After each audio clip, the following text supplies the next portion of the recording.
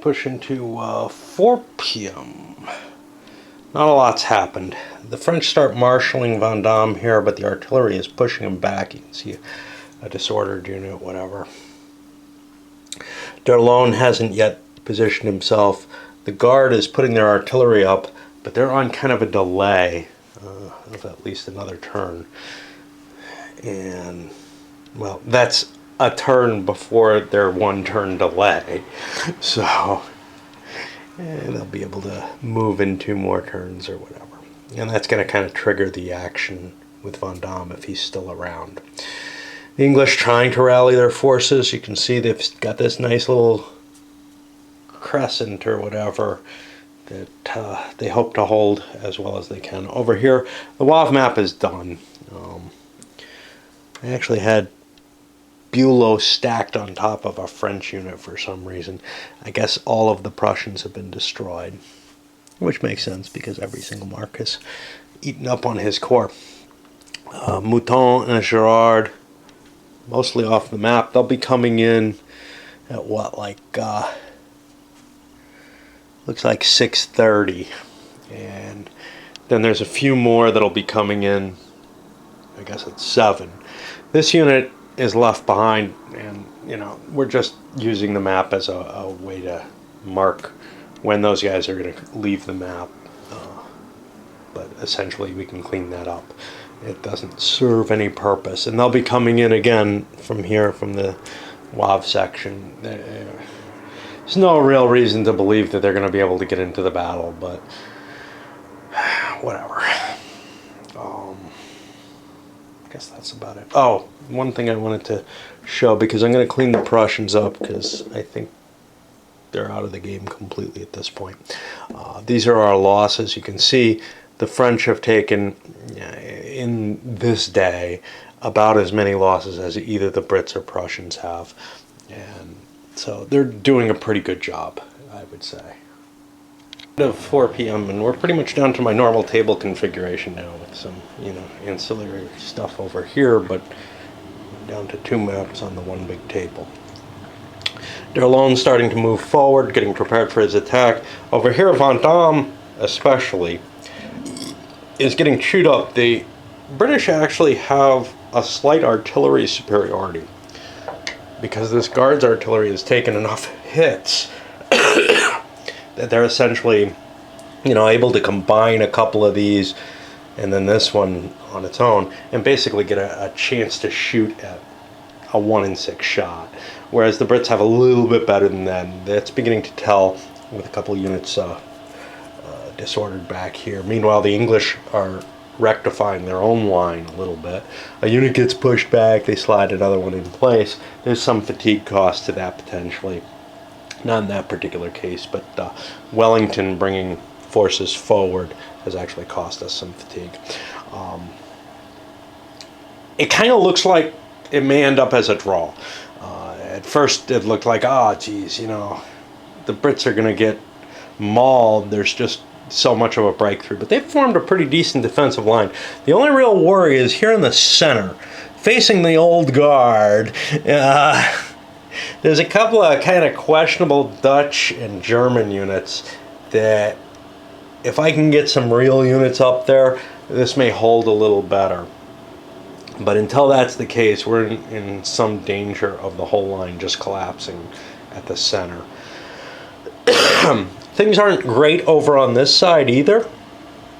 These guys are pretty solid facing D'Erlon, but I'm not as worried about Vendôme being able to make a coherent or cohesive attack because he's just going to fall apart there. And I haven't even abandoned the Huguenot yet, which serves to kind of channel things. The French haven't gone for it because it's very, very painful to take. But even if they did, they would be in a position where they just don't have enough troops to really go for that outflank. They're a little out-calved out here. As long as the Brits aren't attacking, though, that cav is just really sitting there saying, yeah, you're not coming this way. So there's a pretty solid defense between the Huguenot and the cav there to prevent the French from taking advantage of the fact that we shortened that British line significantly. There just aren't the troops to commit to it. Now, when Mouton and Girard come on, yeah, maybe there will be, but there's not the time then. Although we're running out. Now, historically, if you played the Waterloo scenario and didn't go all out, and the reason you're going all out is because you're afraid of the Prussians, and if the Prussians come in, they could cause you some problems. You're probably not going to break the French army. You're probably going to end up with something kind of like this, where both sides are being a little mellower, at least if you play the way I do. If you're really gung-ho and all out about killing things, yeah, you're probably going to break one of the armies. But I'm not going for that hugely decisive battle. I won the decisive battle at Ligny. The English position here is probably pretty questionable now that Ligny and Wavre have both, we've destroyed the Prussian army. Now the question is, what can we do to buy time? And so time is on the Allies' side, there's no question there. But in terms of Russians and Austrians making their way forward. But it's also not entirely not on the French side, which is that Napoleon is trying to raise up troops. He's got that 10th Corps that's ready to operate already. Yeah, it's not very big, but he's got other troops. So the claim of a victory here, even if it's not an absolute victory over the Brits, might be sufficient, to give him a little bit of breathing room, get a few more recruits in play, etc. Maybe give him an excuse for conscription, although I doubt that. 4:30-ish, the French are noticed their lack of cav support over here. They tried to move some infantry up, got countercharged, knocked back. Vendôme still approaching and getting into an engagement. One nice thing, French units have good firepower. They march up to the artillery, they take their licks, and then they can shoot the guns out. Much more painful is that English firepower is even better. See, all their line units have that 4 firepower. Well, I do that flying the artillery up because that worked so well against the Prussians with their low firepower. Yeah, well, all my artillery at least loses a step, basically, by doing that. And that means I lose the advantage of pulling the guns up and throwing them in front first. They get so shot up that that doesn't become a reasonable tactic. Essentially, they serve as a step barrier, because if it's a 2-step gun, if it's a 1-step gun, it dissolves, right? And no harm done except I lose the gun, which maybe I don't need. If it's a 2-step gun, and I don't lose any infantry for it. If it's a 2-step gun, I lose a step of the gun, and now instead of a 6 firepower, I have a 3 base firepower, which reduces down to a 2 because of the 1 hex range, right? The way the artillery seems to be worded in the game. And I have less firepower than if my infantry alone marched up. So, the one place where I had a full step gun, I actually took a slight weakening there. The Guard marched up in column, tried to batter their way through, and you can see they were somewhat successful. They took 3 out of 4 hexes they tried to take, which is pretty impressive. They did take some losses, though, and those are accumulating over here. Plus, I found, like zombie units with all their step losses gone. That might be a misreading, in the sense that, like, my eyesight was unable to read the numbers because the light wasn't very good or whatever, and a unit got removed from the board that shouldn't have been, and a unit that should have been removed is still there, or basically the numbers on these counters have been causing a great deal of problem. The identification number, it's so tiny, and under perfect lighting, with my new glasses especially, I can read these. Under questionable lighting, and even with the new glasses, which are supposed to give me some capability to read these things, well, something like this, I gotta zoom into that level to read it, I gotta basically pick up the counter. Those ID numbers are not sufficient for giving the information necessary to track the counters, the losses. And that's been an issue throughout this entire series. I'm not quite sure what to suggest. because there's only so much space on these thin little counters. But those numbers, which are in a sense the most important number in the game, are also the least emphasized.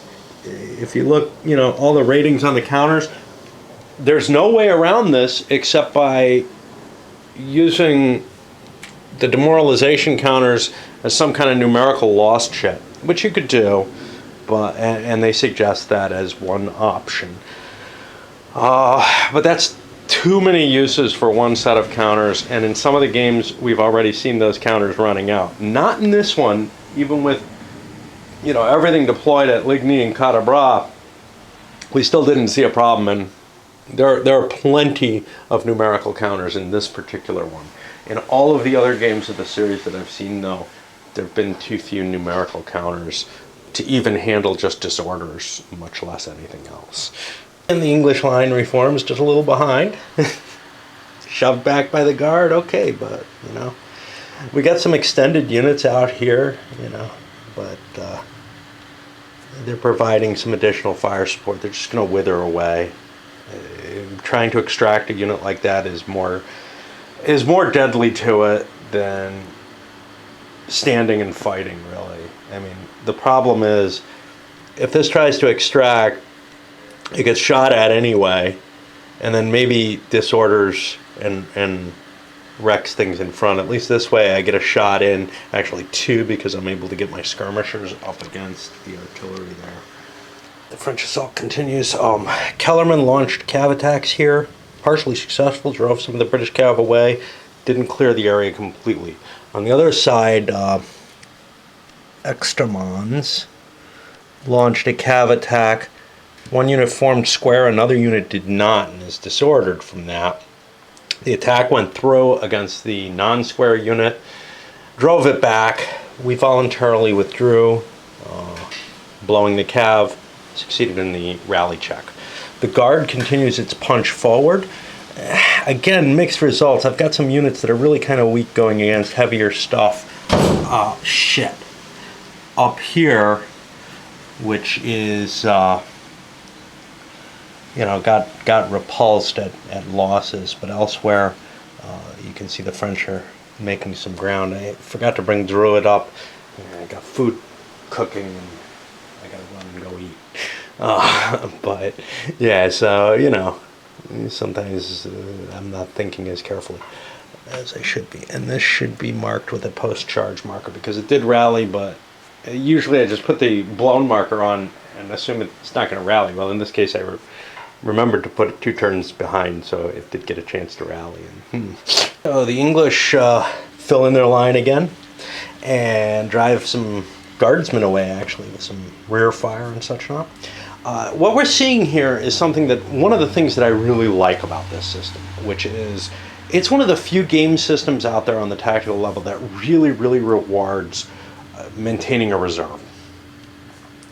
It's not just the fatigue levels, like if you can keep a reserve corps, that's awesome. But even within a given corps, having a couple of units in the back, somebody gets knocked off the line and you can put somebody else on the line, and now you have full firepower again, and you don't have some kind of hole that can be exploited or whatever terribly. And in fact, you can bring units up to where the exploits are and do some real damage along them.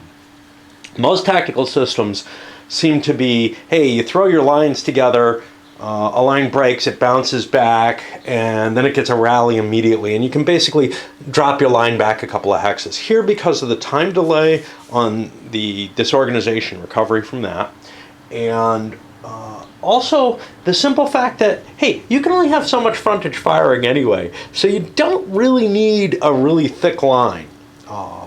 It's a good idea when you're facing something like the guard charging you or any kind of melee to have a thicker line. And in that case, well, you want the thicker line and you want reserves to back it up as well. There's a chance that the second unit doesn't break when the first unit does, but generally anything that's on the line has a better chance of falling. You know, the first unit makes one morale check, the next unit makes a morale check as though it's already disorganized. It's got that -2 penalty. So it's probably going to get flung out up there. So it's more important to keep some sort of reserve than to thicken your line, I think. Although clearly, if you've got too thin a line, you're going to see breakthroughs along it. That British line is getting thinner, especially in the center. I've had to spread it out a little bit, but I've got a lot of firepower in these areas, so if an attack's made up the middle there, that's going to be tough to really launch an attack. The guard can do it, but the guard's dissolving. At the end of 5:30, the guard attack kind of petered out. They've dropped down into line formation and are just trading shots, fatigue issues, etc. Plus, you know, they bust their way through, and it doesn't really do much good. A new line forms immediately behind the last one. So trading shots may actually be more effective, although if you look, their firepower is pretty much the same as the British line. So that's the problem there. Of course, Van Damme not making any traction anywhere over here, but Delon is breaking through Hill's Corps, which is now under Uxbridge. You can see we got a couple of holes here. It basically started with trying to squirm around here in the woods, and that's kind of safe from the Cav. They can't do much about it. Yet it was the anchor of the line, and it allows me to, you know, throw skirmishers out and cause some problems. So I tried to refuse the flank, but you can see it ended up weakening the line enough that some holes appeared over here. So that's getting a little ugly for them there. I don't know if they can hold up. They do have a solid unit here still. They got some replacements here they can kind of try to feed in.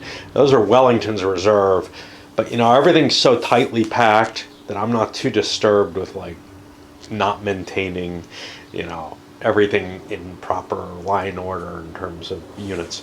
That's where the problem with these big British units that are two counters comes into play, is once you are starting to do opportunistic things and put a regiment here, a regiment there, those stupid brigades that are like not really supposed to be divisible very easily end up divided. They do anyway, because one part of it gets disordered, falls back. You know, I make a best effort to try to keep them together, but it's not a ridiculously best effort. Like if I find one that's out of place after it deploys, I'm not going to fix that. There was enough confusion and problems going on that things like that happened. Usually it wasn't, though, half of a brigade, which is just the common case here. He'll manage to rally one unit that he's been like spending his whole life chasing. A real waste of time. You know, when I first started out fine, but at some point or another I should have brought Hill back up. He's my army commander. He could do some good up towards the front. That unit's probably not going to make it by the end of the battle. Not this upcoming turn, but the next turn after, we start seeing Girard and Mouton showing up. 6 p.m. Interesting French side of the turn. Kellerman launched his cav. You can see he drove one of the units away. The others were previously routed. One of them bounced, though. His heavies bounced off of these guys. And I don't know, why is there a 3 here? Because I turned it the wrong way. I tried to march Ney with the infantry up against the flank of the guns. I was trying an assault with Van Damme against the guns. Well, the Cav chased Ney back as well. The guns drove some of the other units off. Over here, though, the Guard basically disintegrated the English line. Just a matter of the English had taken so much punishment, they were down to 1 or 2 strength points each, and it just all vaporized here. And then some fire here. Burnt tobacco. Routed some of the Allied units that aren't so good, and there's now this gaping hole here. The Guard Cav charged in. I gotta make a morale check to see if I recover them, in order to try to break that line. They created a square, withdrew, took some fire withdrawing, but then the artillery was able to bust up the square. So there's just this huge hole in the center that the English are going to have to do something about. much managed with giving a few opportunity fires to form a contiguous line.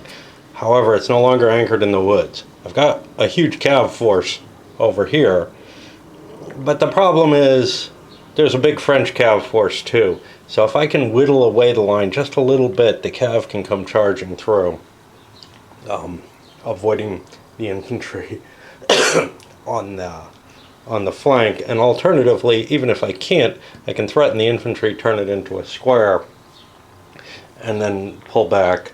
And, you know, the cav isn't really defending things quite the same way as the woods were. But the woods weren't working very well because there were enough French to kind of outflank it. This line is a little shakier. For example, we've got a unit in column up here. You know, had to run what we could into play, but yeah. We'll see if it can hold up a little bit. Playing fatigue right now. You know, in some battles I did not. I think early on I did, and then I started getting sloppy.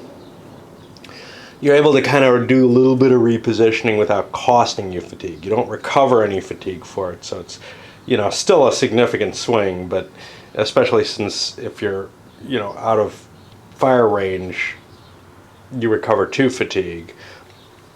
But as a small arms fire, I think, as it stands, you know, at least I'm not getting hosed by the fatigue numbers racing up. Additionally, it means that small withdrawals can be advanced on lightly. The problem is, in so many situations, you end up with, you know, these disordered units back here, they rally, they've got to move full movement allowance to get up to the field, which means you're paying a fatigue cost just to maintain the attack or the defense. Usually the attack, because the defense can usually throw them in fairly cheaply. And I think that's one major area where some of my battles may have gotten a little skewed, is that I charged for fatigue in too many cases. On the other hand, I did allow my little fudging so they could, you know, change formation or facing and still count as resting. So, you know, it's kind of a mixed bag there. Bridge does his job, knocks back a French advance up here. Some artillery was put in place to shoot at him. Actually caused a casualty, but they survived the pass through by the disordered units. Elsewhere, not a lot happening. The British lines held pretty well. Didn't take much damage either, to tell you the truth. Using the fatigue rules in this size battle, I've gotten very sloppy. I've mentioned this before. Anyway, this was the turn where Wellington went over his limit and Orange did.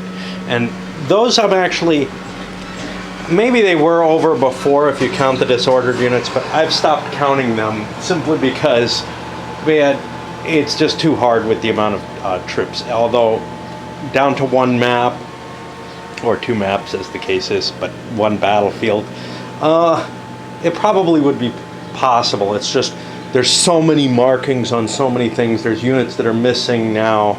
You know, it's just hard to keep track of. Anyway, so what we essentially saw was an entire collapse of the British line at the end of their turn. And this is the real problem, is things always seem to happen at the end of their turn. Yes, I'm willing to call out, hey, check your losses on either player at the end of either player's turn to avoid, you know, some sort of disruption to the sequence of play in that manner. But I also checked Van Damme, and he probably hit his 2nd level of failure a little while ago. I don't know how much effect that had. He wasn't really getting any momentum over here. So his forces also fell back, and you can see the attacks kind of failed over there. I'm going to call that an end to Van Damme's attack. His whole command has just pretty much fallen apart completely. But the attack over here looks very, very effective. Almost all the British Army is disorganized now, and I don't see how they can hold out. Oh, and I forgot to mention, we've got Gerard and Mouton showing up, although they're probably not going to be able to get involved very easily. They've got a long march to make, 2-3 turns there, and they're already pretty damn fatigued. And I forgot to up their numbers because they did a full march this turn. So we're not expecting to see them join the battle anytime today. But, you know, I could probably call this at this point. It's really a matter of the Brits trying to extricate what they have and fall back, and they're not going to stay on the field beyond tonight. They're heading back towards the Channel ports. The Prussian army is completely destroyed. Their own army is a little overextended at this point, and they really need to fall back to their supply line. The big question, of course, is, hey, do I hold on to Hougoumont because it's worth, you know, preventing the French from a victory point? Well, if I do that, I'm essentially sacrificing this unit. Even if I don't wipe it out during the battle, it will have to surrender. So it may try to withdraw, although its job might not be all that easy with the Cav patrolling behind it. I'll keep going, because that's just the nature of what I do. I like to watch the attempts to disengage in this game because they're so bloody. Although, honestly, most of the English left already. End of 7 p.m. All of Mouton and Girard is on the board. D'Erlon manages to crack the rest of the line up here with the Guards' help. The English have kind of a little cluster here of units trying to help the withdrawal. Luckily for them, Vendôme's not really pressing. But the danger, of course, is that they'll get cut off. The only thing that's really holding up right now is Uxbridge has a little force of Cav here that's preventing the infantry from moving forward, because there's no gaps for the French Cav to come charging through. I haven't been clever in terms of setting that up, because I had advantages to setting up firing lines in all cases. Have at various levels on this turn, 7:30 French side.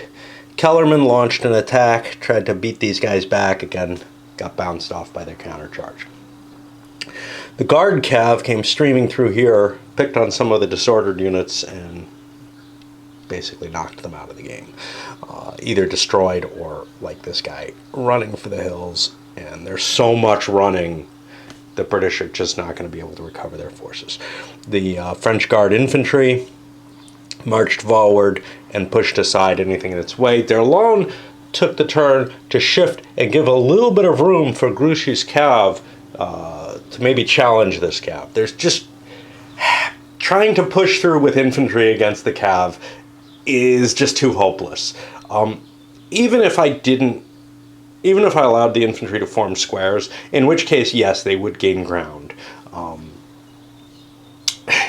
It's just such a painful process. Yes, it's possible that if I don't form square, I might wreck the Cav instead of the infantry. But it's so unlikely. The Cav has such a big bonus. They're almost always going to be running on the 3 or 4 to 1 table, as long as they have any size units. Even against double stacked infantry. It doesn't matter whether I'm on column or line. Might as well take line, because I get the first fire as they're coming in. Well, I get a significant fire as opposed to a 1-point fire. French doing a lot of rallying. Most of Vendôme is in good shape, and D'Erlon up there is also recovered. These guys just resting. They're not going to make it. The English rout continues. I want to center in. I'm in the middle of the British turn for a reason, because there's sort of a last stand being made by these guys here. They're flipped the guns over and starting to shoot up some guard. The Guard Cav that buzzed by, we're going to take pot shots at them. For the most of the rest of it, it's just a rout trying to be somewhat modulated. Enough points have gone over that the reserve is going to be at its full panic mode, which means if there are any units, I had to do something with him. If there are any units of that command left undisorganized, they're going to have to make rolls. Only British units, the non-British, if there are any, I'm having a real hard time finding this command. I think it's mostly in these routed stacks, so it's not going to have any real effect. Except that now every unit has a -2 over there. Orange, if I count up the disordered, it probably hits at least another level as well. 2, 3, 4, 5, 6, 7, 8, 9, 10, 14, 15, 21, 22, 27, 33, 36, 39, 43, 47, 40, 49, 52, 56, 59, 63. So we actually were over before. So these guys may not get their chance. I find what they're doing kind of goofy. So let me make some morale checks on them. The Brits are only at -1. The non-Brits, and I don't know what this is. That looks British enough. It's got a 9. So let's make a couple. Okay, so this guy's not doing it.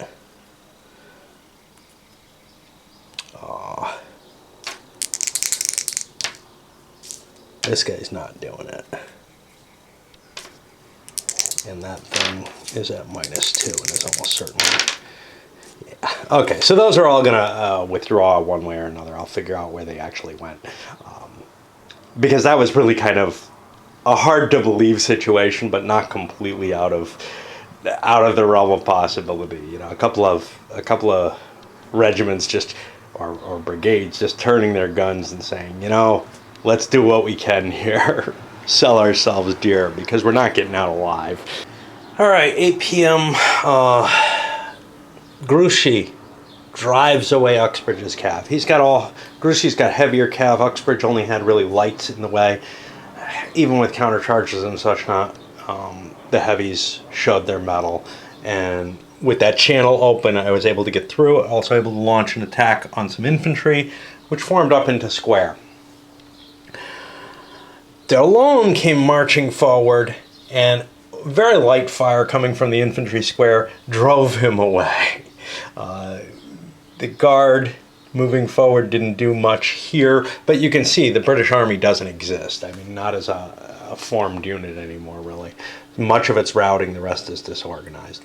Over here, we still have one cav unit kicking around. Sometimes it's hard to tell what's going on because I put these little red charge markers in. Basically, I need to cycle through.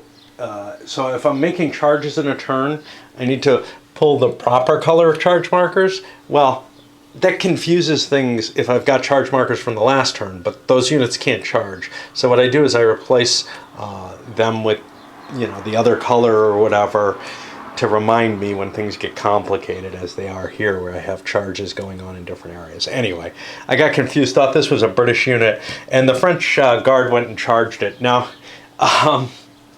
in the actual Waterloo, there were cases where units like that fired, and I maybe should have forced the French to shoot at their own unit just because they did think it was, but, well, I don't know about anything at that massive a scale where it was really heavy losses, and this would have been a very painful shot. Let's see what we would have looked at. It would have been a 5 with rear fire. Would have been, well, it would have been 1 strength point, which is about 100 men in this, if I recall correctly. And, I'm not sure. I just always assume that because of the old, almost every system seems to base it on that. But I don't remember.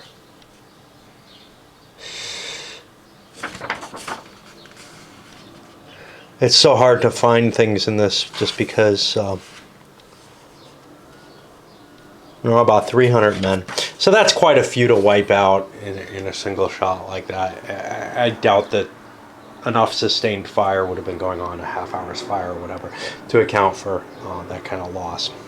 Anyway, I did notice in time. If I had rolled the die, maybe I would have taken the effect. Yeah, I know, I just rolled the die, but that was just an example. And that's really about it. Napoleon sent some orders out to Van Damme again, get him moving. Had some time to recover, and he's going to pursue. These guys, they're just camping out for the night. they didn't make it to the battlefield in time to do much. Could I have been moving them? Sure, but they'd just be cluttering things up. If they take any fire, they're going to fall back and be in bad shape. And I don't think Hill's reached any of his problem levels, so and the French pretty much... The Guard has taken quite a bit, but they don't have to worry about anything like demoralization. Weird kind of anomalous situation here, where the French are launching their charges. These Guards are charging from behind this unit. However, Kellerman is charging from in front. This unit's countercharging Kellerman. According to the rules, if two units charge a single unit, they can't kind of be countercharged separately, but I don't see any way around it from here. So what I'm going to do is I'm going to force these guys are going to get their chance to shoot Kellerman straight up. If they don't take this hex and get away, the heavy cav is going to slam into them. If they do take it, I think the heavy cav still chases them down and cuts them down. So I don't think there's any way away from that, and they get hit from behind. But again, having to make up some rolls because of the situation. And you know, it's not a big deal from my point of view, but if you're used to a game nailing everything down, this ain't, you know, what you're used to. PM and there's basically nothing left. The English forces weren't even able to rally. It's not quite late enough.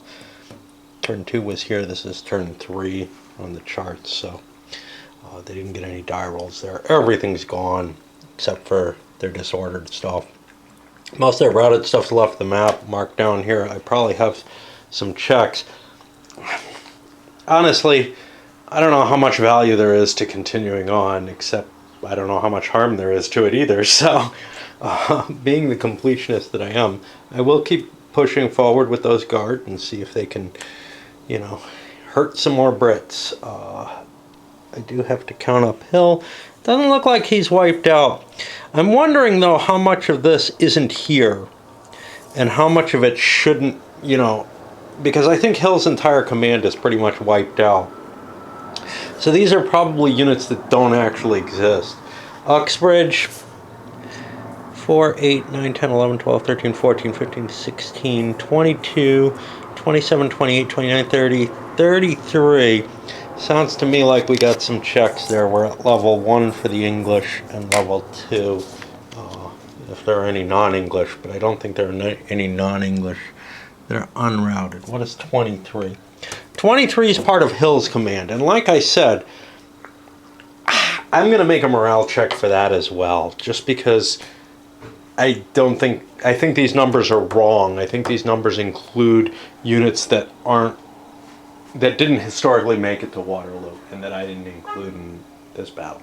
Cav up on the hill is actually dissuading the Guard from advancing. I've got some artillery in place over here that's bombarding them.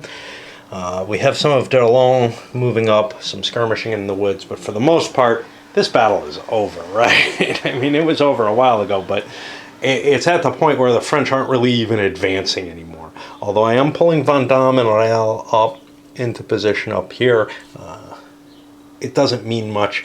The real question is, hey, how much pressure am I putting on the English? Are they going to start routing off the board? Or do they just stay disordered, hanging around near Waterloo, hoping they're protected by this cav? I don't know what the answer is there, but, you know, like I said, I'm kind of a completionist, so we'll just keep going. Just to give lie to that completionist statement, I'm not going to finish with the last turn. Basically, the Brits have fallen back to Waterloo. They're going to keep withdrawing. There's no question. They've mainly rallied their forces. I don't see the French pushing the Guard forward in the last daylight turn with the cav protecting it. There's so little of the British Army left. This isn't quite the situation of Ligny, but there ain't much left.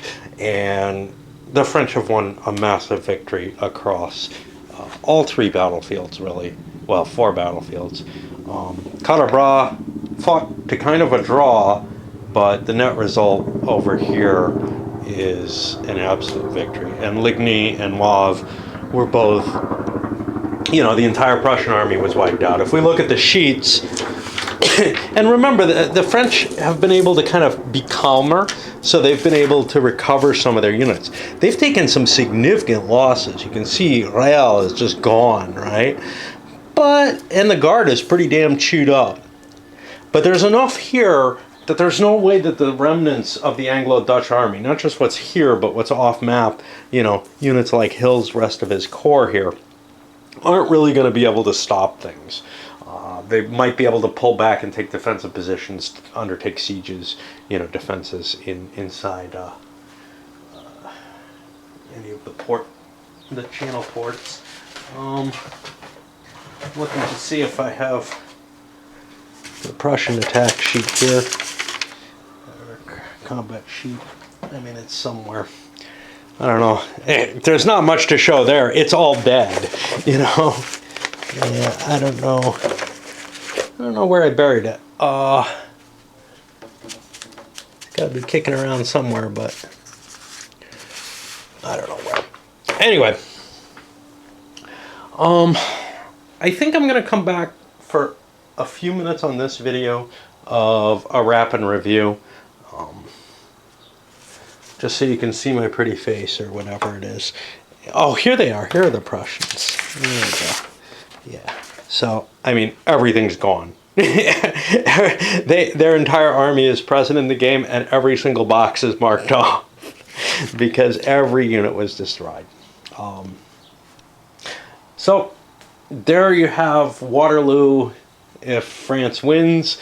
What about the kind of rap situation? Well, like I said, he's going to chase him to the channel ports. But this doesn't mean that, you know, Napoleon is in as secure a position as he was in say, early 1812 even.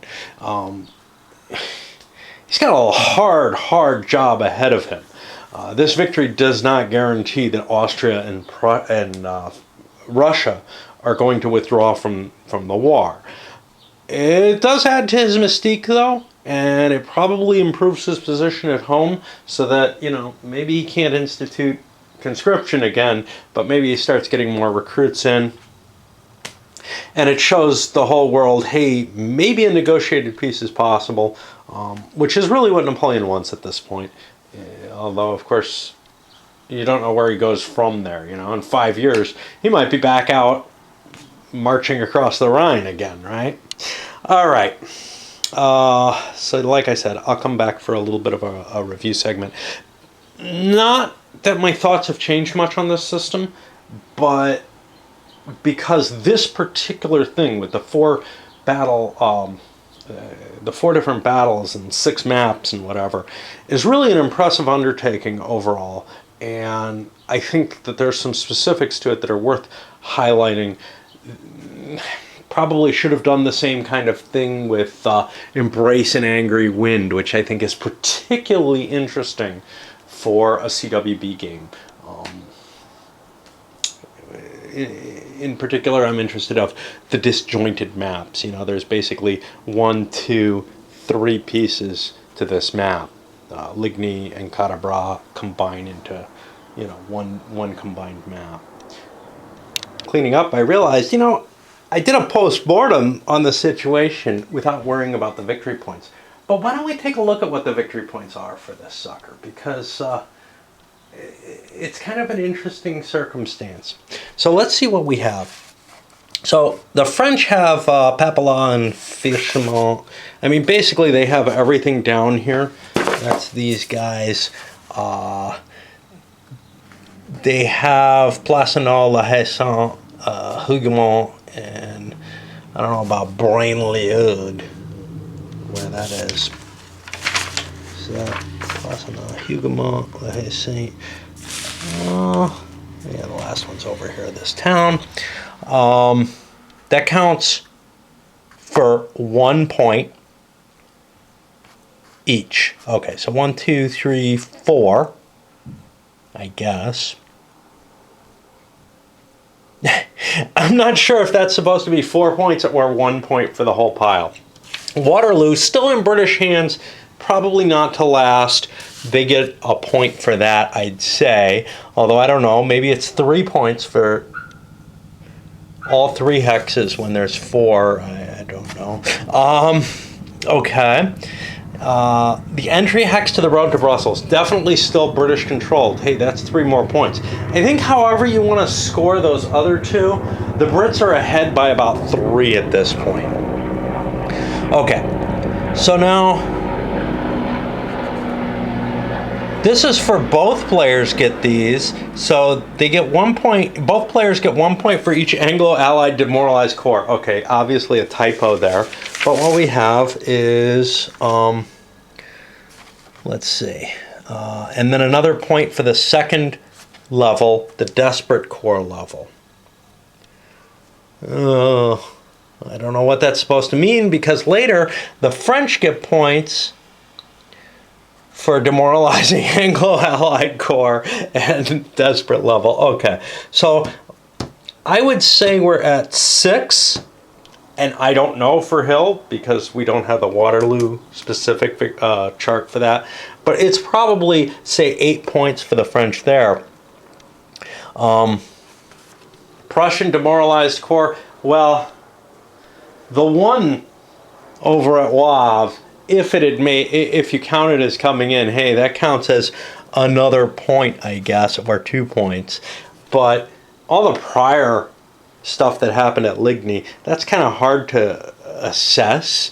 So now we're at like 10 points up for the Brits, or for the Allies, say, for the French against the Allies. But now we have to look at the French points. And oh look, the Guard don't cost you anything. You can lose them all. Derlon wasn't really damaged. Real, though, although this happened at Cadabra, he's essentially worth 2 points. Vendôme, likewise, 2 points. Jardin Mouton are okay. Pajol was destroyed earlier. Kellerman didn't quite make it. These guys didn't quite make it. I didn't even think about them. Although those aren't infantry corps, so they wouldn't be worth anything. So we're looking at, you know, from that standpoint, something like, gee, once we got to Waterloo itself and the situation was kind of configured, hey, let's ignore the Prussians over at Wavre. Well, it kind of comes out almost a wash, which it certainly didn't feel like. And that's one reason to discount these victory points if the situation is not, you know, the one that you're seeing at Waterloo itself. In terms of actual differences, well, one of the points for the French from over here, from the Low Countries Army was already spent. So we're talking maybe 5 points in, well, now I got this.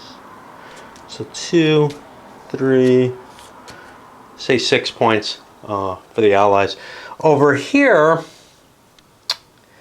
Real was already gone, Vendôme was already done. So we're talking about something like a 5-point swing that happened on the Waterloo map.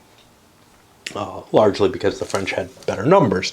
And that is a major victory, I would say, which comports better with what we're seeing. But if we count, you know, the losses that we took before, which really should have been refigured and refactored for what forces were coming in. And, you know, if you wanted to rework that, well, Real's corps probably no longer exists after what happened at Cadabra, right? That's where he got wiped out. So he sort of got incorporated into Vendôme, and Vendôme took some definite hosing in this too, though, I think. Although he took most of his losses in the earlier game. So again, you know, it's kind of not fair to assess all those points in any sort of way here. I think what we saw was pretty conclusive as a French victory over the full campaign, and a French victory here, although they walked into it with significant advantages in their hands. All right, so now I'll go back to going away so that I can come back later. Okay, the Retour de l'Empereur. I don't usually do a review, and I'm not doing a full one, when, you know, I just play one installment in a series. sometimes I'll have a few words, but in the rap section. But in this case, I'm making something of an exception, mainly because it was such a big undertaking. I haven't done one in a while that's big, and I feel like I need to, but also because the 4 Spanish battles, which I did do a review in, was my first experience of the system. My views haven't changed much from it. I can still quickly go through it. You know, component-wise, the counters are hard to read. Moving to the loss sheets, especially because of the ID counters being numbers being hard to read, is a tough task.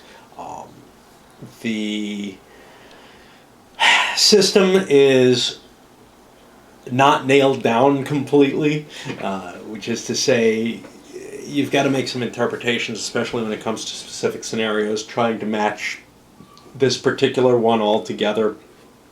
But especially anytime you're trying to configure the game to what you want it to be using the particular...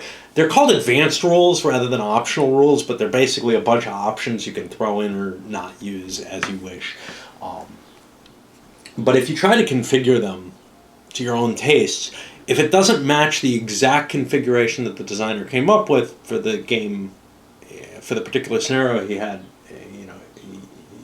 that he had in mind for that scenario, you probably have to do a little bit of extra work for it. And in this case, trying to get the grand campaign to work together required a significant amount of piecing things together. For example, most of the reinforcements existed somewhere in the rulebook, but you had to kind of piece them together per scenario. Some of them, and that's pulling them out of scenarios where there are reinforcements that are in the other scenarios there. It would be nice if there had been sort of a better support for that grand campaign. Because for me, that's what this is about, right? But that's not to say that you can't really enjoy the game in the smaller scenarios. The Ligny Cadabra gives you most of the pieces on the board and a fairly interesting tactical situation. Waterloo obviously is going to be a great deal of interest. I don't know how interesting WoW is going to be on its own. I don't know how many systems have come up with, hey, let's just play the Battle of WoW. I'm sure Labatt does it. I know that they have the 4 combine, but it's meant to all link together, right? Cadabra is particularly nice as a small little battle that you can play. Most of the battles in this set are much larger than, say, in the Spanish set. Anything else of great interest? I mean, the biggest thing was, wow, this is something I've waited, since the first war game I played. Certainly since back when I pulled out Napoleon at Waterloo, which I got the freebie game of it, and I got that in my first set of war games, and I said, wow, but I'd want more, but not the Wellington's Victory, Ney versus Wellington system, because that's always bothered me. Now I'm going to revisit that. I'm going to visit some other Waterloo systems that I have. I have Berg's GMT series on it, and then I have Zucker's Last Battles or whatever, which I'm also interested in doing. But overall, my feeling here is, wow, I've got Waterloo in a manageable size here. Yeah, it's big if I play all 4, but Waterloo itself is pretty manageable, I would say. Waterloo and the rest of the campaign games, in a manageable size, there is an annoying amount of work involved in trying to, get it to mesh together properly. There are things I would do differently that, man, it would have been nice to have it all spelled out beforehand. And, without having to pay $100 a box for Labatt games, right? And the amount of investment, I'm sure those take a significantly greater amount of time. I haven't given them a shot yet either. That's one of the things. And given that I don't have an NBS, and there doesn't exist an NBS game on this, this serves as the series kind of does with the, hey, it's good enough. The more recent games, the rules have gotten better, I think, by a little bit. a little bit more in the way of options, and I'm not sure the support has gotten better for them in terms of, the work in the game for the scenarios in particular. I don't know that the counters have gotten easier to read. The maps have gotten better. I think this may be the high point of the maps. This I like better even than the Legion four Spanish battles in terms of appearance. The funny thing there is, when I saw these maps over at Consim World under the fluorescent lights, they were so washed out looking that I kind of said to myself, I don't want to play something. It just looked so bland and unattractive. Now here under natural lighting, or even I've got kind of this mixed fluorescent and incandescent that they look pretty good on. The only real fact that it kills me, and it has to do with my failing eyesight, but it also has to do with these tiny, tiny numbers here. This is the worst thing in the game, is trying to deal with those numbers and read the ID numbers and be able to translate things from that. Otherwise, this system still does, and this is again one of the things, I'm always bringing up the negatives, right? But this system actually does some things with the fatigue rules, if you're playing with that option, and with the maneuverability that I haven't seen in other systems able to affect them quite as well.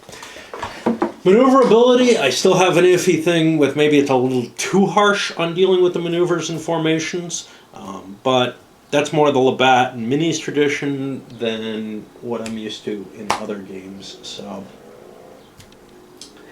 it's just real hard to disengage.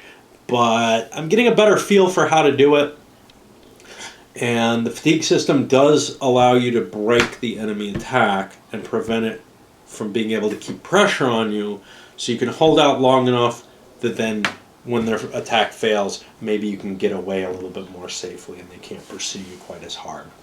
Anyway, this was a lot of fun for me, even though, I have I like to gripe a lot, right? This was really enjoyable. I loved setting it up. I loved approaching this. I loved taking it down and having this feeling of I finished it.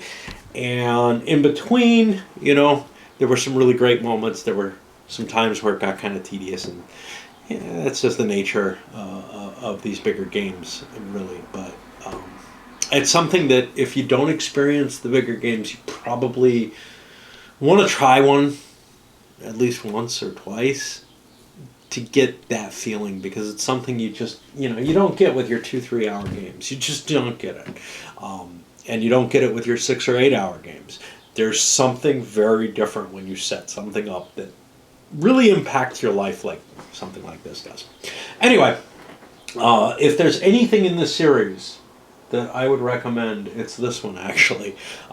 In part because of just, the topic. A Waterloo game is something that is just, so evocative and so key to the period. It is this is one of the great battles of all time, right? So it's clearly, for that status, one of the better ones to have. And just in terms of the interest in the subject matter, but also in terms of the options that allows you the different configurations. How big a game do you want? Hey, you want to do something small? There's Cotter Bra. You want to do something kind of mid-size? All right, there's Ligny Cotter Bra, or Waterloo. You want to do something huge? Hook them all together and play it all.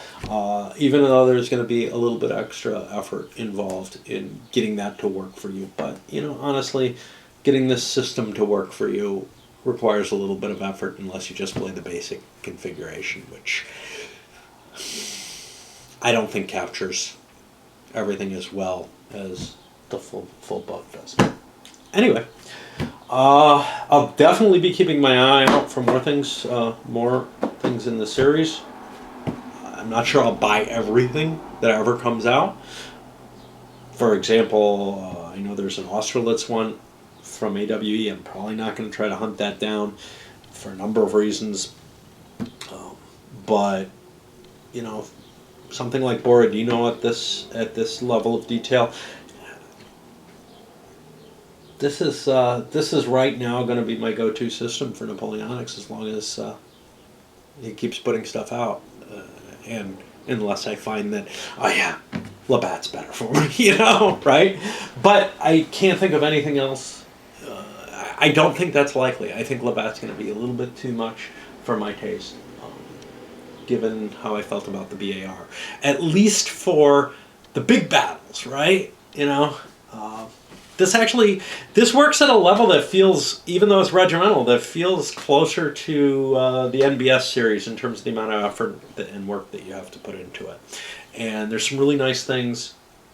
Units not just, you know, routing and coming back immediately or whatever. They've got a nice system for the degradation of morale, etc. I got really sloppy with the demoralization levels in this one. For whatever reason, I hadn't been this sloppy in the other games, but I think it had to do in part with, once I got to the Waterloo day, I'm like, these numbers are bogus anyway. I should have been refactoring them somehow. And there's some hints how to do that in the system, but that would have been one of those things that I'd have to figure out, you know, and do some additional work to get it to work correctly. So anyway, good fun, and on to something much lighter, I think.